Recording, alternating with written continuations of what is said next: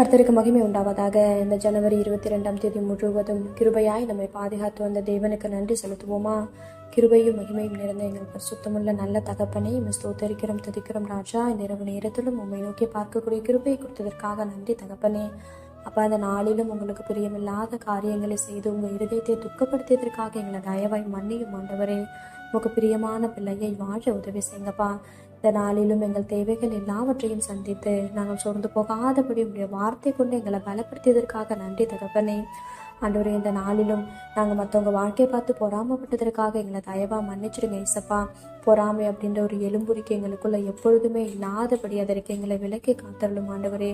அப்பா, மற்றவங்க வாழ்க்கையை ஒப்பிட்டு பார்க்காதபடி நீங்கள் கொடுத்த வாழ்க்கையில் சந்தோஷமாகவும் சமாதானமாகவும் வாழி நீங்கள் எங்களுக்கு கற்றுத்தாங்க ஏசப்பா.